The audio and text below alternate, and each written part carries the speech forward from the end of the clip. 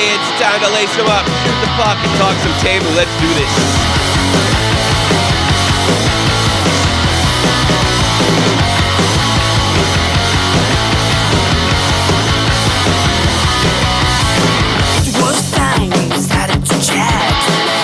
What's happening, everybody? Welcome in the crease with Tommy C. And in my crease today, none other than Toronto Jedon. No. Delicious. I mean, deviant. You are deviant. You look like, when you're shaking your head like that, you look like the guy from Jacob's Ladder. Devious Dave Rose, baby. How you doing, Tommy C? And I got your name correct on top of the thing for a change, what have you. Well, it's Teemu Selanne Day, so we're going to talk about Teemu Selanne, and right after we just touch on it, we'll be happy to take your calls, and this is one of these shows. It goes as long as it goes. The calls will keep it going. Otherwise, we'll wrap it up, touching a few other issues in the NHL, maybe the Toronto Maple Leafs, since Dave Rose is here, and he's so passionate about the Toronto Maple Leafs. And we've actually never got to talk about the Leafs alone, so maybe we will touch on that. But for now, really, it's a day of celebration because Teemu Selanne, one of my favorite players, one of the last guys to score 70 goals, he sort of was a cross-section of three eras. The end of the high-powered, high-scoring Edmonton Oiler era. All right, that was his beginnings. The dead puck era and the Crosby-Ovechkin era. He survived all three of them. The Finnish Flash was nothing less than amazing. Not only fast, a beautiful backhand, a ridiculous snapshot that was rarely used. The guy had it all. And as far as being a good leader and teammate, and then finally in 2007, finished up with the Stanley Cup. Dave Rose, what do you think about Teemu? Like, what's your impressions over the Finnish Flash over the years?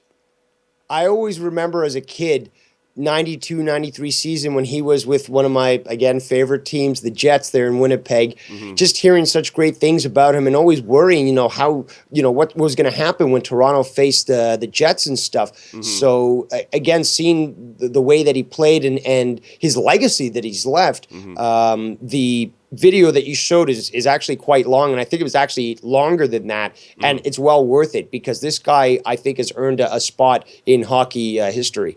Well, certainly he is a first-round Hall of Famer.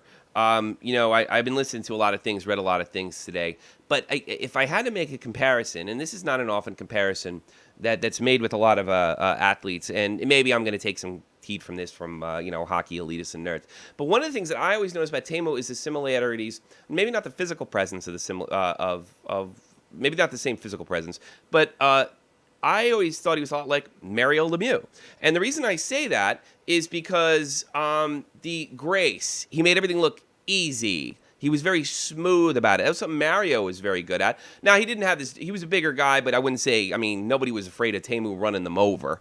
But I mean, so that's something Mario could do. He could outgrace you, and if you got to the core of that, he could, knock you down as well. But I always got the feeling that Teemu could have been any kind of athlete that he wanted. He could have been a weightlifter. He could have been a long track runner. He could have been a swimmer. He could have been a baseball player, a football. I really just think it says something about his athleticism. You got some numbers for us, and it goes without saying. Canada's been going over it ad nauseum. These are numbers we're never going to see again. What do you got as far as Teemu Selanne and his numbers and contributions? Oh, well, my God, there is so much that I could talk about. It's insane. Let's quickly talk about some of his NHL achievements, and I'll try to go through in order of chronology here. So he got the Maurice Rocket Richard Trophy 98-99. Oh, sorry, I jumped ahead. Let's stick with the big ones. Stick with the big ones, like the records, I would say. Not so much the trophies and what have you. Stick with the records. Did something happen? Just be honest. There's like 20 different items. I'm looking at Wikipedia right now, and there's so many different. There is, and that is also a contribution. I'll tell you what I got in front of my. Franchise record most points single season 92-93. Franchise most records goal career 457. I mean, like I could go on and on about this guy. The rookie record shattered. Mike Bossy's rookie goal record shattered. Over 1,457 points, 15th best in NHL history. He is one of only 8 players to score 70 goals. The 76 goals, I mean, he came in the league when you could still score 70 goals. But the game changed. The New Jersey Devils changed the game. I'm not going to get an argument whether it was better or worse or whatever, what have you. But he could have performed he performed in multiple eras, and he was always effective. He was always dangerous. Got real close to beating the Devils in the year 2000. Was a very dramatic Stanley Cup series, which featured Paul Kariya. That amazing hit by Scott Stevens and him coming back, actually winning the game, forcing Game 7. That the Ducks would eventually go on to lose. Korea would eventually leave the Ducks because that was one crazy tandem. And in 2007, Teemu Selanne would actually win a Stanley Cup with the somewhat of the current Ducks you see now. Yep. So he did it all, man. He did it all. He was graceful. He was wonderful. I guess the only negative thing I heard about him was this past summer. When the book that came out right after he left, Jeff the Huffman, our bluesman, he actually said that he wasn't very happy with that, that he thought that was a little beneath Teemu's legacy. But I'm going to give him a pass because at least he waited till he got out. You know what I mean? I don't know. Does that bother you that he threw the coach under the bus right after he retired? No, I think at that point you should have that freedom to be able to be honest because you're no longer attached to a team, at least directly, and should have that ability to speak out about something that you feel strongly about. Okay, I agree with you. I also can sort of see where Jeff is coming from. I think he's looking at it from you're still a player. You don't want to negatively affect the team when you leave. But you can also make, I think, a pretty strong argument that But you need to find a fine balance with that as well. Right. How do you balance your opinion and your experience? I mean, this guy's experience is incredible compared to what you're seeing, in the current league, and how some people are basically just staying mum on the situation and not confronting it to address that issue. So I see more his side than Jeff's side. Okay. Yeah, I mean, I tended to take Teemu Selanne's side on that. I don't know if he should have done it, but I just respect his opinion to have. Well, let's talk about a few other achievements that he's done during the Winter Olympics. Starting in Nagano, '98, he helped get the bronze. In 2006, in Turin, got the silver. Vancouver 2010 got the bronze, and Sochi 2014 got the bronze as well. He took my bronze. Obviously playing for Team Finland. He took my bronze with Tuukka Rask. My favorite meme of that year. You took my bronze. I took your bronze. But he's done quite a lot, and I mean, I can understand where some people might have an issue with what he may have said. It's a small issue. Because he never really said anything like that while he was in a career. I think it speaks a lot about his character. Yeah. Okay. I mean, I respect the guy's right to speak out. I respect the guy's not to keep it in so he doesn't affect the players. But I just remember that's the only really negative thing I can really remember about Teemu. And if that's it, we're very lucky to have a player like him. And it has been sort of a long sort of 2-year goodbye. And I'm glad it's over. I'm glad it wasn't too much like the whole Jeter thing in New York when I was home. That was getting to be a touch much. Teemu went out with a class that he helped kind of build for himself, for lack of a better word, and perpetuate. So congratulations. So long, Teemu Selanne. It's been great.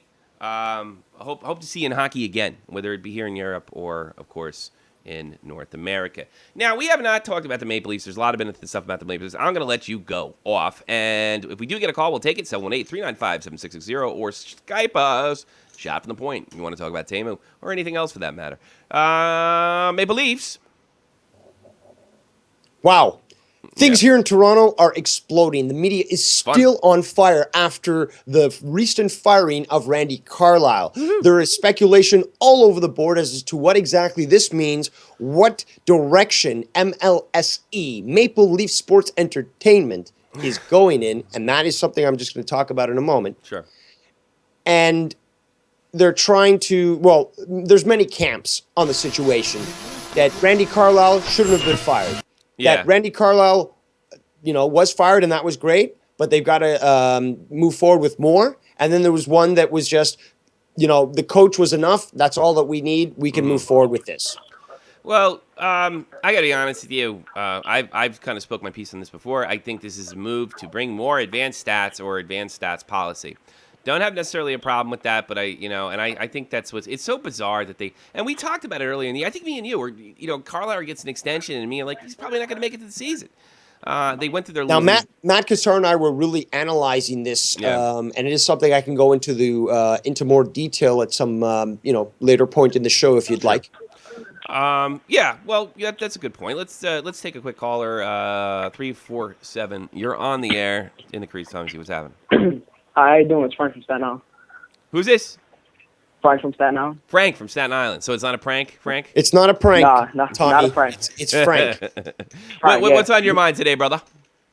I got a couple things I want to talk about. The first one is I just saw an advertisement for the All-Star game, and they showed Crosby, Ovechkin, and Lundqvist.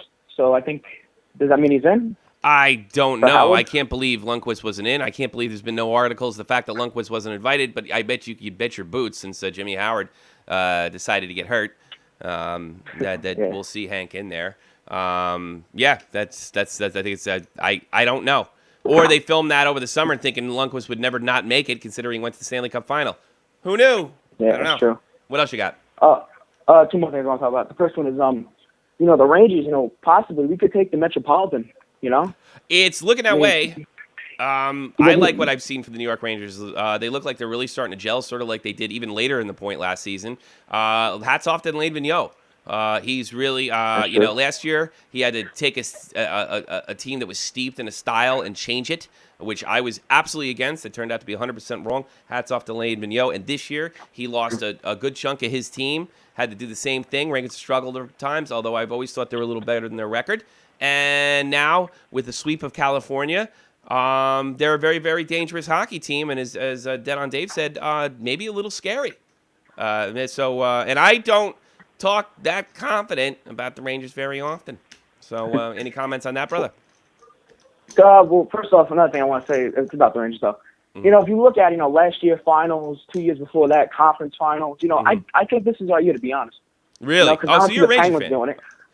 Yeah, I'm a Rangers. I don't see the Penguins going nowhere.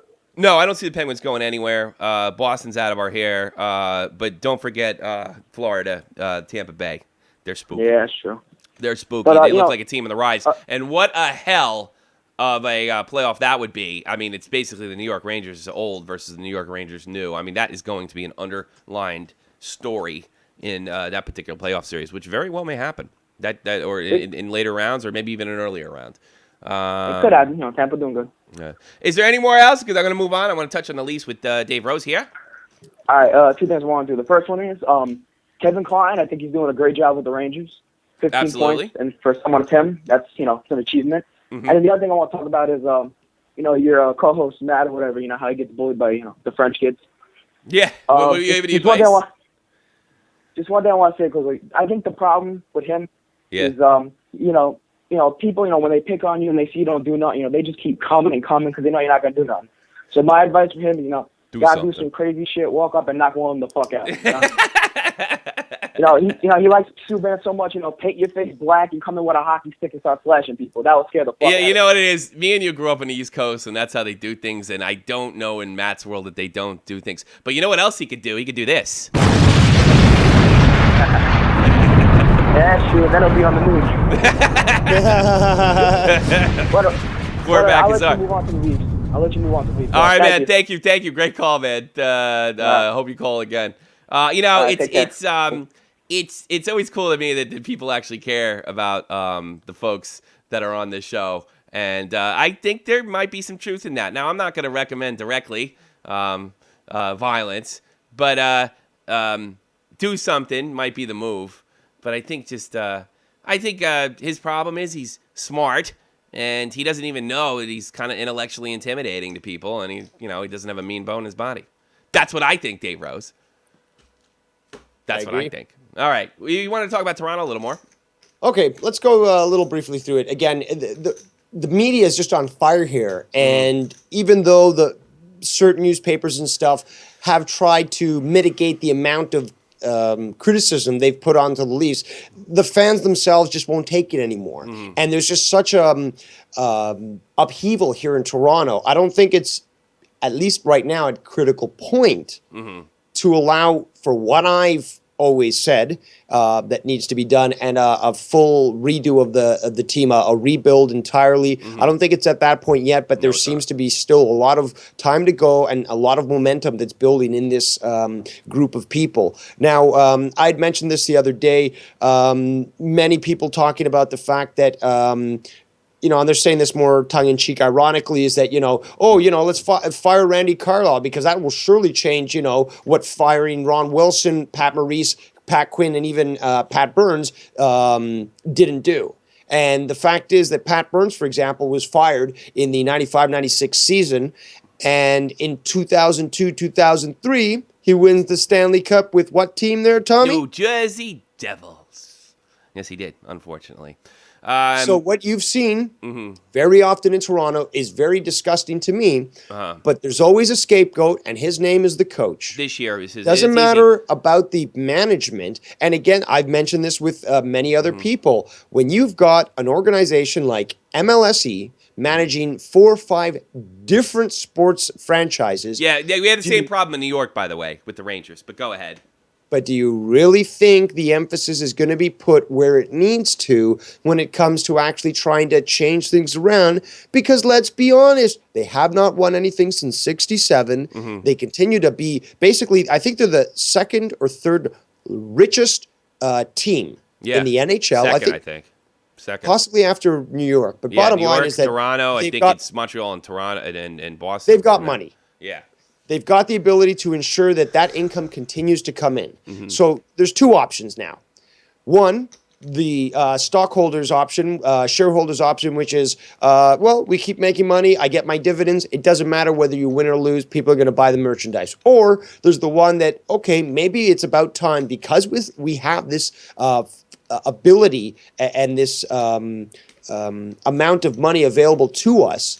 Maybe we should start to think long term and work towards a solution that will lead us to the Stanley Cup.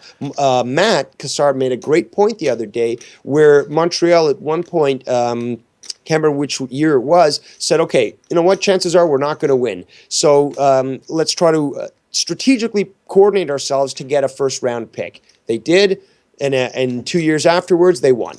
Yeah. So, it's, again, something that should be considered when it comes to this franchise. It's simply not going to happen. So, but here's the good news. I agree. I agree. It's not going to happen because it can't. It can't happen from a corporate perspective and a financial round. And I got to be honest with you. You say that now, and I'm sure you're principled enough to stick through it. But I don't know if the great majority of Leaf fans are going to like a disassemblement of the team. Now, here's what I believe. First of all, we do have new management. We got a little new management this summer. The odds and ends, and the new guns eventually push one of the old guns out. I think you'll see a little more of that. I also believe if this management team is able to survive an embarrassing loss, I believe that Kyle Dubas, by next summer, will be put ahead of he will be the general manager, and the team will be cut into nothing. And you will be getting players that fit the theories of Kyle Dubas. And that is probably your best case scenario. I know you're not convinced with advanced stats, nor am I, but at the same time, it's a plan. It's a plan. But I think they're winning they got to win the political. There's like an insurgency in there, and they have to win the political battle. They have to cut out. They got to whack a few people, and but they're going to give their best effort this year to win. But I think you can kiss half the team. Nazem Kadri, Kessel, all these guys, you can kiss their ass goodbye. One of those goalies is going, and they're going to bring guys in from Europe. In fact, I got a note right here that Toronto Maple Leafs recall the first-round draft pick, William Nylander, from Modo of Sweden. And the report's out, he's going to play all goddamn season. If that's not a goddamn Kyle Dubas move, I don't know what is. So expect that. This is like Toronto, it's like being in a mob war.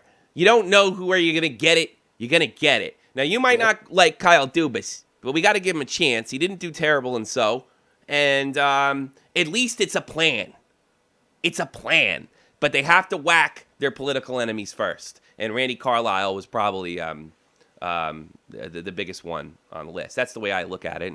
And He was the one with the gangster biggest terms. target on his back. But the fact Well, what do you is, think? like, I mean, do you agree with me or not? I mean, let's fight.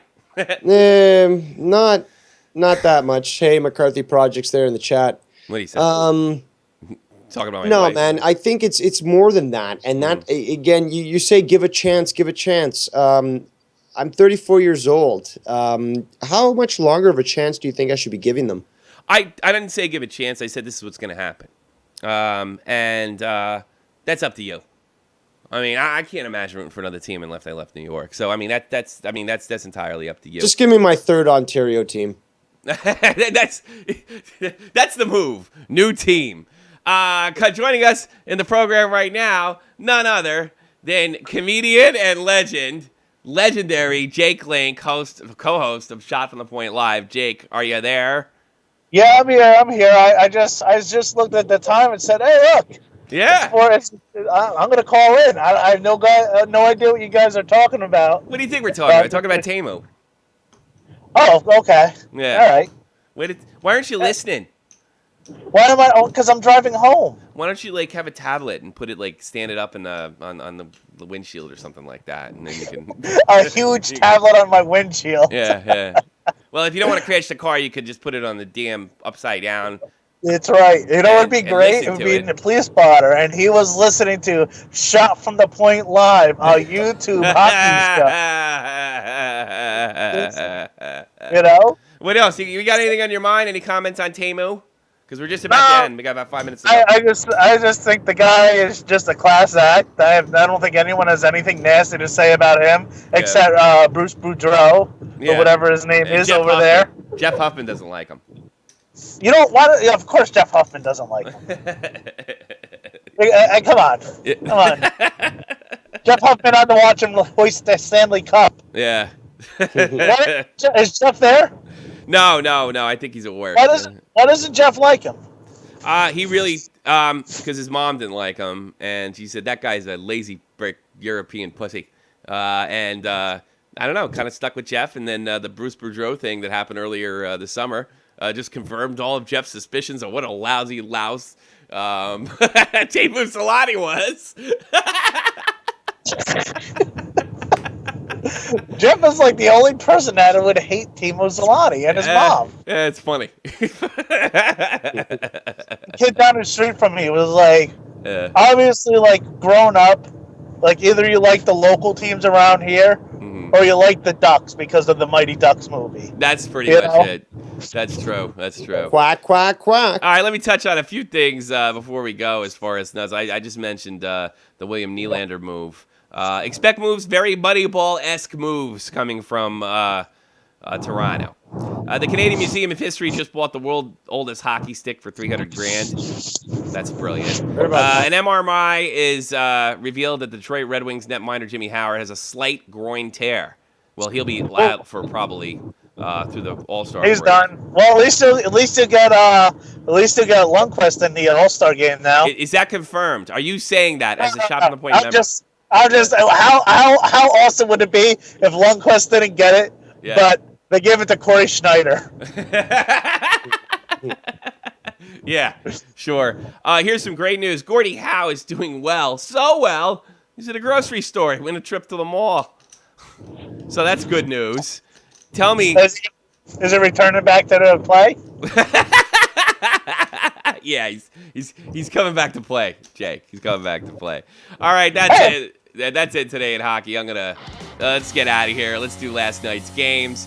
And the National Hockey Dokie League. Robert Luongo made 31 saves as the Panthers won their third straight. The Panthers take that over the Oilers 4-2. Pretty interesting because the Oilers have been beating some big names of late. Wild go down the Blackhawks 4-1. Mario Hossa, Brian Bickles, Brad Richards had a goal and assist, and afterwards they just laughed. And Mike Yeo said fuck a lot and broke his stick. That's 5 straight for the Wild. Let's say goodnight to their season, and it is January. I wasn't kidding you. And, of course, the Ducks raised the number 8, Teemu Selanne, from the Raptors before the game. Grade 8. The real grade 8, if you ask me. Yeah. Oh, yeah, I guess. Class. Oh, yeah. The real grade 8. Finished last. No, good point. I didn't think of that. They raised number 8 to the rafters before the game. The Jets, even though the Jets drop a 2-goal lead in the third, they managed to. The Jets dropped a 2-goal lead in the third, and the Ducks were able to come back. You know what shocks me more than anything? The fact they didn't waste any time putting his jersey up in the rafters. No, they didn't. They probably hope he doesn't. But like normally, they wait a few years. Did they show the fact that Bruce Boudreau? Did they show them shaking hands? I wonder. I didn't see that. Because when I went to watch the game, it had just started right at the game on NHL Game Center. I thought I was going to get some bullshit at the beginning, but no, I went right. I don't know. I didn't see any of it because I think it was a late game. Yeah. So I just wonder if Teemu did one of those with the head nod to Bruce Boudreau. Yeah. Put the hand in the hair. Pull the shake out and yeah. How you doing? Yeah. Do the one side. Comics and stuff that I've kind of had little bits of fights and I've heard them talk shit about me and vice versa. Yeah. And it's kind of Jake, I don't know. Jake, stop. You're making me crazy. I gotta get the hell out of here because I gotta have a chat with. Hey Tommy. Yes. I may have some bad news for you. What's that? I've got some bad news. What you got? Looks like McCarthy Projects is probably 20, 30 minutes away from my house. Is he really? Go punch him in the face. Good, then why don't you just jump on your fucking moose and go over there and knock some sense of it? That's better. Dude, we do dog sleds here. We don't ride moose. They're used for cattle, Instead of cows, we use those to till the field. We don't ride moose. Moose are school buses, eh? I'm gonna ask McCarthy Project. Was he actually on the bike in those bike videos? They're actually pretty impressive. They had 2 bike videos, and I was pretty impressed. All right, let me get the hell out of here. Project or does he just fucking with Tommy? He just likes fucking with me. And you know what? I gotta be honest with you. If I was a kid, 15 years old or whatever, I'd love fucking with me too. So I don't even blame him half the time. All right, 7 p.m. Eastern Standard Time, the Tampa Bay Lightning take on the Philadelphia Flyers. Also at 7 p.m., the Colorado Avalanche are in Washington to face the Capitals. The late night game, 10:30, the Toronto Maple Leafs take on the recently losing of late Los Angeles Kings, and that is it for the hockey. Thank you very much, Mr. Dave Rose. My pleasure as always. Thank you very much, Mr. Jake Link. Oh, thank you. I'm happy I caught it in. I might try and make this a thing. Just call it in. Just see what you guys are up to. And yeah, you can aggravate the shit out of because we only do it half an hour. So, and you can aggravate the shit out of the Daves. All right, you bastards. This is what I usually do. Get out of my crease! Get out of my crease!